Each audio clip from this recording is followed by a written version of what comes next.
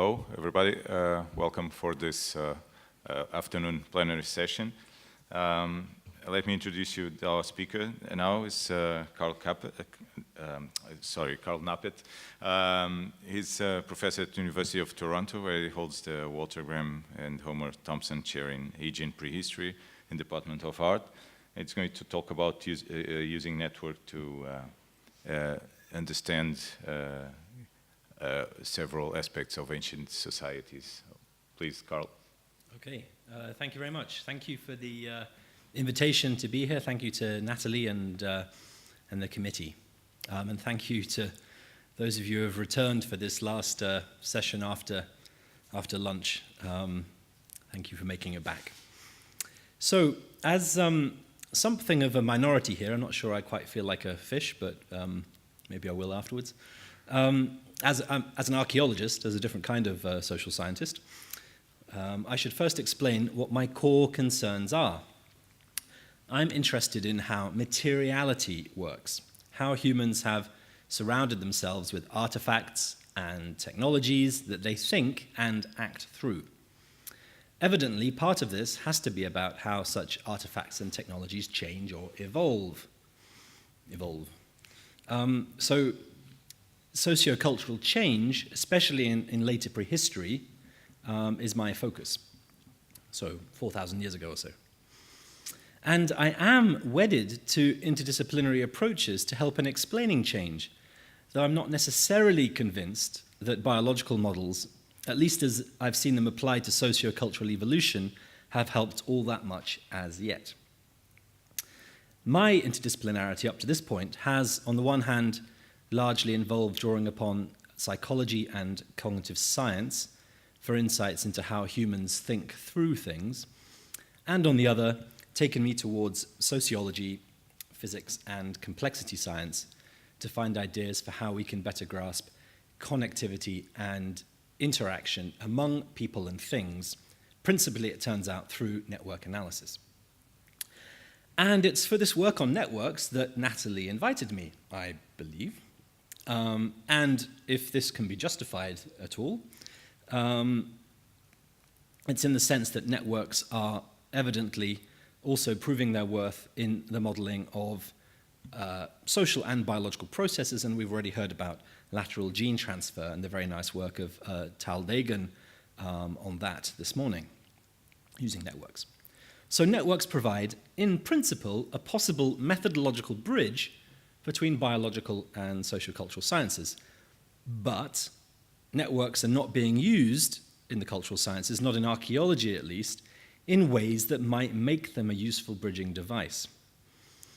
Network thinking is being applied in archaeology to quite some effect recently, but almost entirely at a macro scale to model regional interactions. And this is me plugging a new book. It's just an edited book. It's not got very much by me in it, but there are some very nice contributions, and it's only just out, and it brings together a lot of the most cutting-edge work on networks in archaeology. It's not usually something that's it's not usually a term that's used together with archaeology, cutting edge, but we have a different kind of rhythm to publication, perhaps. But the point is that all the studies in this are at this regional level. And the idea was to show how networks are being applied across quite a wide range of contexts. So, for example, we have cases from Oceania by John Terrell, Japan, Koji Michiguchi's work there, the Kuril Islands, US Southwest, the Maya, the Caribbean, various Mediterranean examples, and the Vikings in the Baltic. And I think it's a significant development in the field because it's changing the way we think about connectivity at this level. And this kind of connectivity across regions is one of the most striking features of later prehistory and early history. And there are these very interesting applications, and I just want to throw in another because a microbiologist mentioned that she'd noticed this in PNAS recently, which is a good sign of interdisciplinarity, I think, and it's one of the most exciting applications of network analysis in archaeology by Barbara Mills and her team in the US Southwest. And she also has a paper in that volume. I just mentioned. And this is something from my own work with a couple of physicists in the Aegean. However good all this might be, I don't think it helps us very much in thinking about sociocultural evolution, specifically how artifacts and technologies change. What we need for this is more of a micro-level approach, one that asks how artifacts, technologies, and people are interconnected. But as far as I can see, networks have not really been employed for understanding these kinds of interactions. I think they should, and their application could be very fruitful. Whereas with site interactions like this, it's relatively unproblematic designating nodes and links. With artifact or technology interactions, it's much less clear. Are artifacts the nodes, or are practices oriented around artifacts the nodes, or are technologies the nodes, or components of technologies? In each case, what would their links then be? This is just an arrangement of the kinds of artifacts I tend to study. What would the links be? Are the links to be links of contiguity, things that are often associated, found together, used together? So just a kind of spatial proximity almost. Some kind of causal connection, perhaps, one thing causing another. Physical likenesses and resemblances. And there's some instances of iconic similarities here. Some sort of symbolic, conventional connections. And those of you of a philosophical bent might realize that this is kind of coming from a Persian semiotics perspective, the idea that one might find indexical, iconic, and symbolic connections. Anyhow, human thing and thing-thing interactions are complex and have been described recently, and I think quite usefully, as entanglements. And this is from a book by Ian Hodder called Entangled. It's this kind of entanglement or network perspective that I wish to take on innovation, and in large part here for this conference because I believe it serves to highlight some important shortcomings, dare I say, of evolutionary approaches to cultural change. Anyway, before we even get to elaborating possible network approaches, we need to think as clearly as possible about what it is we want to explain and why. And I'd like for this paper to look at sociocultural change in terms of innovation. And let's, for the sake of simplicity, begin with a modern innovation we all know, relatively modern, the car. Now, one might imagine all kinds of sociological studies exist on the car. And I've just thrown in a 1960s Lisbon taxi for a bit of local color. So you might imagine lots of studies exist, but apparently this is not the case. Sociologists John Urry and Mimi Scheller have noted that scholarship has largely failed to examine the significance of the car, a failure they attribute to a sedentarist viewpoint in much sociology, geography, and anthropology. So they're really focusing in this paper that I'm citing on mobilities, which is obviously a hot topic these days, and how, as a social phenomenon, integrating things like the car, it's not been, sociologists haven't done a very good job of it. And when one does come across some mention of the invention, the narrative tends to start in the late 19th century, or at best with the Industrial Revolution. Now, this should seem pretty strange to an archaeologist for two reasons. An archaeologist would latch onto the car because of the obligation to think of social change through the proxy of technological and material culture change. And the car's ubiquitous materiality and resilience would make it an obvious choice. Sociologists, maybe they prefer censuses, interviews, talking to people, rather than getting to grips with messy materials. Archaeologists, certainly prehistoric archaeologists, don't have much choice. Secondly, beginning the story just a century earlier would hardly seem satisfactory at all. Yes, the combustion engine is important, but what about the much longer prehistory of wheel technology, not to mention road technology? We can get some oblique sense in this slide of the very long trajectory of wheel technology, back to the 4th millennium BC indeed, that would provide a very deep context or a deep history for the car as a technology. My point is not to try and develop anything interesting in terms of observations on the car, but is really just to underline two fundamental features of archaeological thinking on societies: focus on materiality and on the long term. This would be true of the car, were we archaeologists of the future, but it's also pertinent to many significant ancient innovations, such as how the origins of farming and pottery are bound up with the first villages. Sorry to those of you at lunch whom I bored about this already. And how bronze metallurgy is tied up with the origins of complex society. In other words, we tend to think of long-term entanglements of things, technologies, ideas, and people when we think of communities and societies, rather than as human relations as primary and the material stuff as kind of a backdrop. So this is a very general starting point. But it's important because it goes some way towards accounting for the rise in archaeology of evolutionary, broadly speaking, evolutionary approaches for explaining change. On the one hand, evolutionary theory obviously takes the long term seriously, so that's good. And on the other, Darwinian evolutionary theory, when applied to cultural change, very clearly de-centers the human, which is also useful. So, for example, it's possible to identify a series of artifacts alone as a kind of cultural population. If we use the example of stone projectile points, often used in evolutionary approaches, it seems, then small random changes at the microscale of individual projectile point types, as they are reproduced over space and time, can, through selection, lead to changes at the macro population level, including what is equivalent to speciation in some sense. Evolutionary approaches then fill a hole in terms of actually providing mechanisms linking micro and macro scales for explaining culture change. These advantages, though, are offset by some disadvantages. First is the question as to how a new technology or form occurs. An evolutionary approach maintains that technologies evolve incrementally through the descent of form.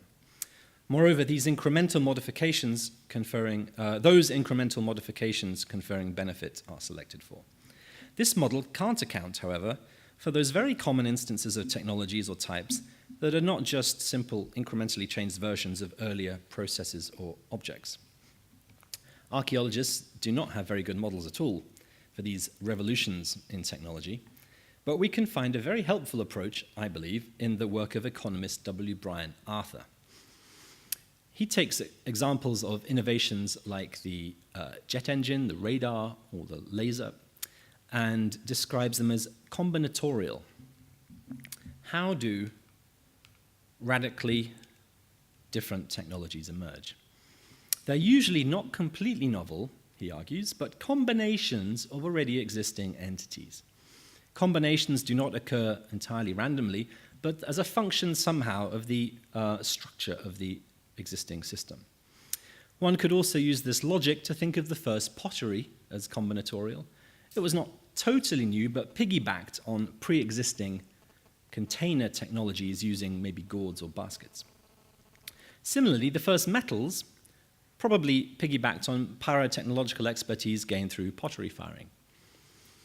And some of the earliest metal forms actually mimic stone axes. What is interesting here is that Arthur has likened such combinatorial innovations to lateral gene transfer, and I refer you to the paper this morning. It's just a little bit of an aside, but it's quite an interesting one.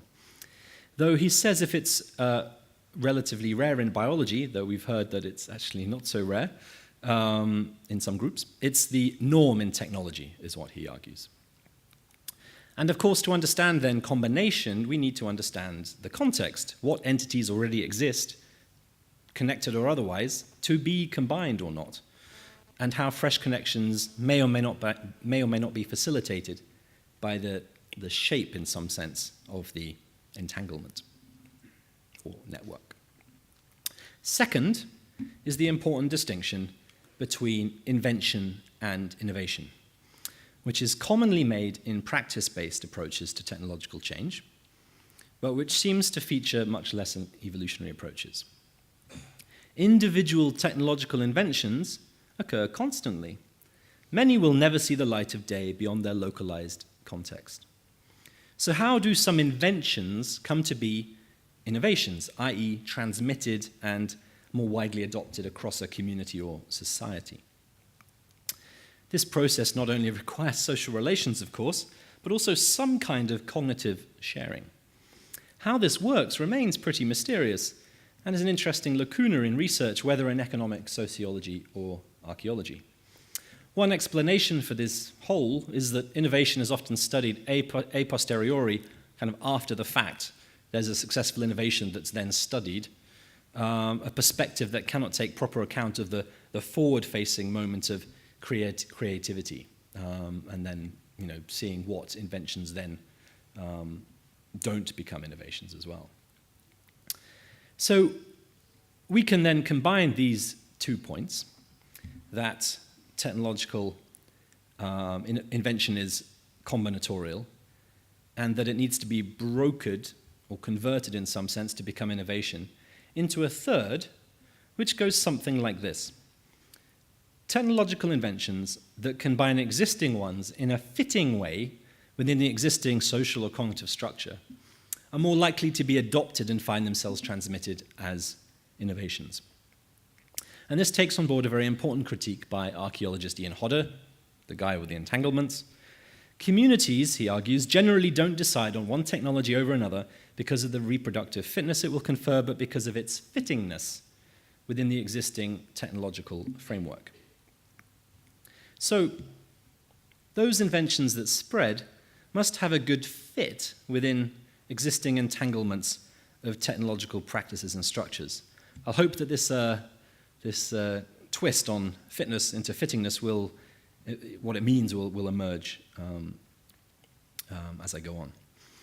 An important observation that Hodder makes is that fittingness operates across multiple scales, from micro-scale affordances to macro-scale coherences, in what he calls nested fittingness. And we can extend this into the domain of learning, or rephrase it in terms of learning at 3 scales. At the micro-scale, some innovations require depth of learning for adoption. It's not just like seeing a tennis fist pump and thinking that that's really cool and deciding to copy it. Some things need apprenticeship and a depth of learning to them, and a difficulty of learning. At a broader mesoscale, we should acknowledge that such learning processes often require social support networks, or what have been called communities of practice. And at a still broader macro scale, inter-community connections may be significant for the brokerage of disembodied information into embodied knowledge, and hence widespread dissemination. So these multi-scale demands on learning and the need for nested fittingness do not imply that only small incremental changes are feasible. The combination of 2 known but unrelated things into a third quite different thing can also have fittingness in some cases. It's even been argued that it's a fundamental cognitive process, as exemplified in the notion of conceptual blending. One rather nice example, admittedly from science fiction, is the lightsaber, a conceptual blend of a sword and a laser emitter. A rather more mundane example is that of the cue, which Ed Hutchins argues blends material and conceptual structure. Conceptually blending the physical structure of the line with an imagined directional trajector turns the line into a cue. And this is in his paper, Material Anchors for Conceptual Blends. I'm spending this year in Greece, where this doesn't seem to be a particularly effective conceptual blend, I've noticed, which is disturbing to an Englishman, obviously. So my approach, sort of facetiousness aside, is contextual, practice-based, and distributed.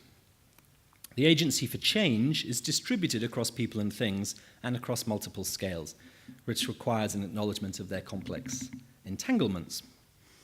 This being the case, we should expect in one setting, or one entanglement, a given technology may thrive, while the exact same technology will not catch on at all in a different setting. Indeed, one might wonder then if one can even really call 2 technologies in such different contexts the same. What I want to do now is try to illustrate this with an archaeological case study that shows how one technology, supposedly one technology, catches on in some areas, in some periods, but not in others. Actually, archaeology is full of such examples, like early farming and early iron technology. The case study I use here is the potter's wheel in the East Mediterranean, give or take 4,000 years ago.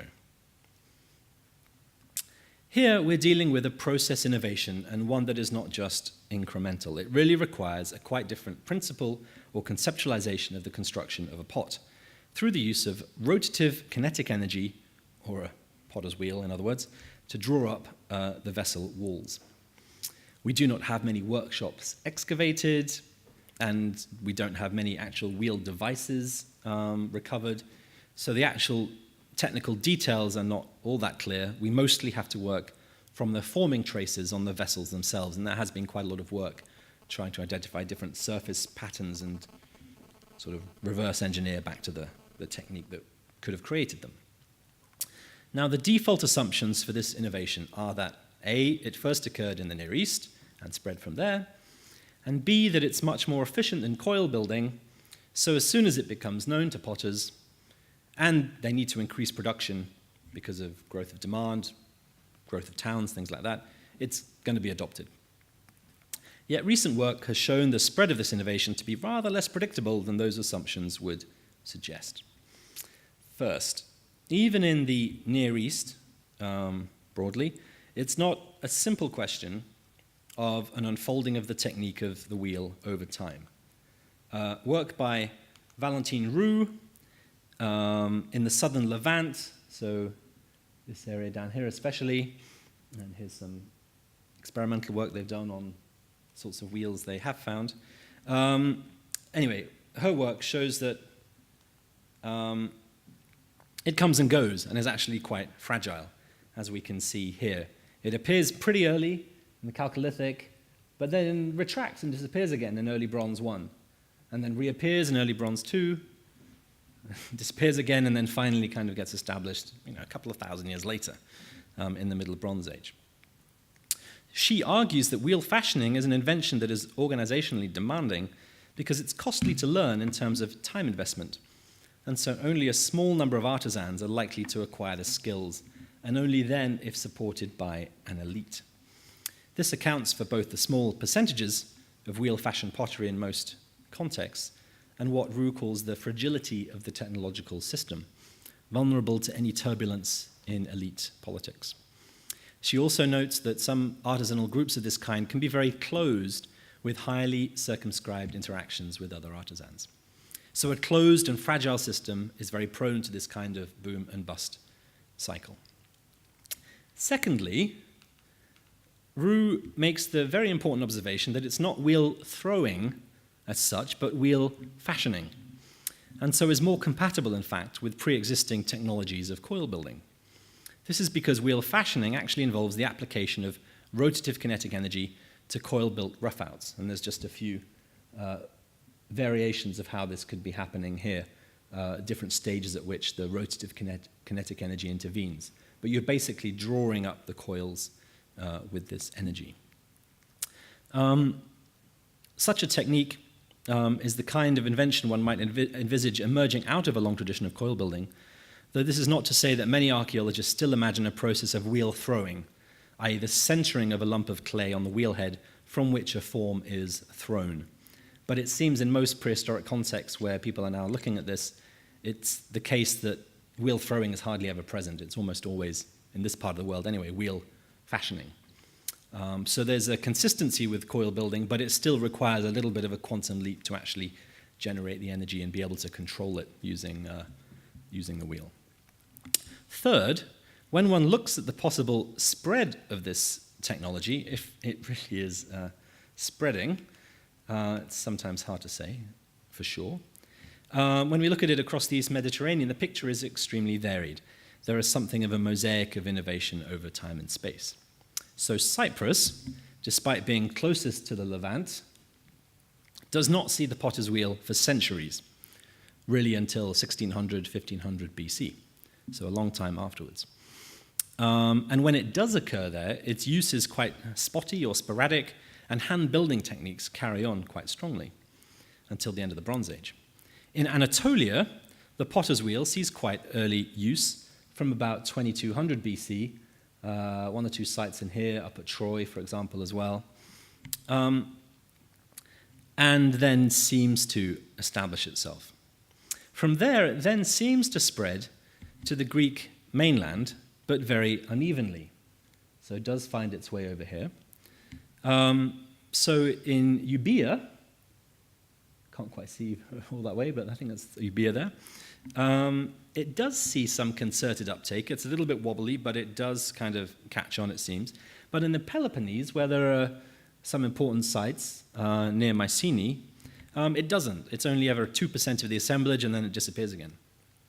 And at the same time in the Cyclades, which sees these islands see the same sorts of Anatolian influences around 2200 BC, the wheel isn't used at all. So it's very spotty. It's not the case that, we're exposed to this new thing, let's all jump on board, so to speak. The one big exception to this patchy picture is Crete, down here. Here, the potter's wheel starts to be used around 1900 BC, and there is no going back. We can observe an extremely regular, uniform, gradual uptake and expansion of the technique, such that over a couple of centuries, practically every single potter across the island is using the wheel for all his or her output.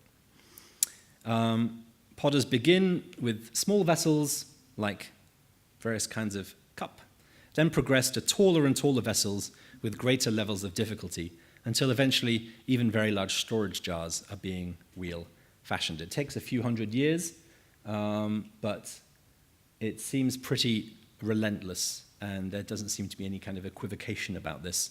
And one can study the pottery from sites all across the island of Crete, and it seems to be the same picture.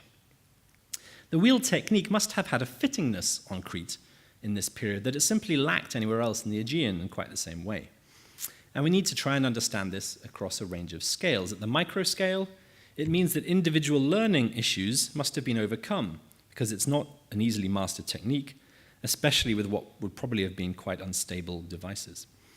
For the mesoscale, it also implies that there were communities of practice organized in such a way as to enable the learning of these techniques and their continued transmission within the framework of what might have been apprenticeships. Furthermore, turning to the macro scale, there must also, at the inter-community level, have existed effective brokerage of information into knowledge for the invention to spread and then for the innovation to take hold so solidly for so many decades and centuries. We could try and push our interpretations a little more and be a little more specific. For example, the decision to invest in the skill needed for the wheel technique presumably took place in the context of the intensification of production, responding to increased consumer demand. Ethnographically, this is sometimes seen to entail a shift from part-time household to full-time workshop production. And this shift can also mean a change in the division of labor, such that pottery production changes from a mostly female to a predominantly male task. It's an incredible pattern ethnographically across many areas of the world today and in the last 100 years, that the wheel and workshop production mostly by men, and household production mostly by, with coil building, for example, mostly by women. There are, of course, some exceptions, but not very many at all, like these two female potters using a wheel in Sri Lanka. So if one considers these kinds of factors, then one might well think that there are lots of things acting against such an innovation. You bring in the wheel, you're going to change all these kinds of labor dynamics. So for the transition to occur so smoothly and so seemingly thoroughly as it does on Crete, it suggests that production organization was already quite intense, full-time, and specialized, so that the wheel was coherent within existing structures. Moreover, if we return to Roux's point about the fragility of an innovation when used by a closed group with circumscribed interactions, it's as if the complete opposite is the case for Crete. The way in which the innovation spreads across the island suggests instead a very open system, probably with a lot of interaction among artisans. This doesn't sound much like the pyramidal social structure we imagine for the Near East, very hierarchical state societies. And indeed, many scholars are coming around to the idea that Cretan Bronze Age society, because of this kind of evidence, partly, may have been rather less hierarchical and top-down. However, this does not sit well with Rous's idea that innovation needs powerful elite brokers for it to take hold. Perhaps if a system is sufficiently open and flexible, an innovation doesn't necessarily need as much brokerage. But why should Cretan society have been that much more flexible than contemporary society in the Cyclades or on the Greek mainland? And that's something I can't really get into here, and I can't really answer it at all. But the question, at least posed in this way, makes us think of technological change as profoundly social. Just a very brief kind of aside, which doesn't fit terribly well here, but I just want to throw in something about the combinatorial aspect of the potter's wheel, and to what extent one can say it's a combination or some sort of conceptual blend. There is research trying to find the origins of the vehicular wheel, when the first wheeled vehicles occur. And there's various claims about where it occurs and when and why. And there hasn't been much of a connection between these two innovations in the literature, as far as I can make out, a shift from one axis to another.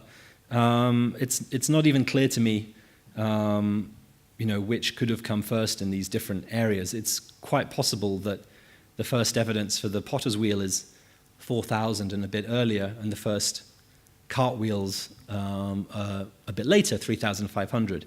But we do have this one sort of ceramic model from Crete from about the same time as the first potter's wheel. So there's something there to look into about conceptual blending and how one axis is transformed into another. Anyway, just an aside. Anyway, there appear to be many factors working against innovation, suggesting that non-adoption is almost more normal than adoption. Certainly, this is the feeling one gets when considering the Cyclades, so we'll go back to this island group again, where there is little take-up of the wheel. Even after its initial rejection in the early Bronze Age, there are new opportunities for adoption in the Middle Bronze Age, as Crete, when it's quite thoroughly using the wheel, is definitely in contact with these islands quite consistently. And yet, there's absolutely no sign of any interest whatsoever in the wheel technique. That is until around 1700 BC, towards the end of the Middle Bronze Age, which is when mere Cretan contact transforms itself into pretty deep Cretan influence, which has been called Minoanization. And this describes a set of processes whereby Minoan, that's to say Cretan Bronze Age architecture, weaving, pottery, stone vases, lots of different areas of material culture, wall paintings as well, all appear across the Aegean as innovations transmitted in some way from Crete. Scholars debate how and why this happens, but whatever's going on, what we do now see is the use of the potter's wheel in the Cyclades as part of this Minoan influence. Communities are evidently finding themselves drawn into new entanglements, whereby the wheel becomes an acceptable proposition in stark contrast to what it was 2 centuries earlier. The whole meaning of it has changed. The wheel now had fittingness, not only for individuals learning, perhaps because of the availability of Minoan potters to teach them, but also in terms of its general cultural coherence within this broader kind of package of changes. It certainly doesn't come in on its own, but as part of this whole sort of ensemble. There is resistance too, though. The wheel never fully replaces hand-building techniques like it does on Crete, and these remain in place for certain local wares, which is interesting because it suggests that coherence need not be total, but can be contested. Some segments of the community, of the town, resisted the wheel and what it meant, perhaps a matter of gender roles or of a continued significance attributed to the value of household production.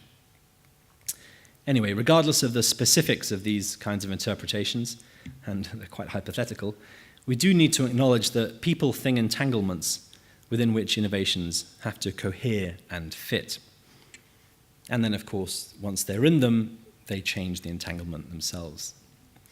Hodder depicts such entanglements somewhat diagrammatically though he resists calling these networks. He's quite concerned about what he perceives as the inability of networks to capture temporality. Indeed, he phrases it as their inability to get at the stickiness of entanglements. Yet various recent studies in network science have shown ways to dynamicize networks for temporal evolution, which is one reason I'm more optimistic than Hodder about the potential of network ideas for this. Still, it's true that making them work, networks work, for artifact entanglements will be quite challenging. And up to now, the network component of this thinking is hardly formal at all and much more metaphorical in character. So it can be as basic as trying to draw lines between things and think a little bit more coherently about the kinds of connections. It's so tempting to just think about the nodes. As soon as one starts to think a little bit about the kinds of links, even sort of on the back of an envelope, it's a useful process.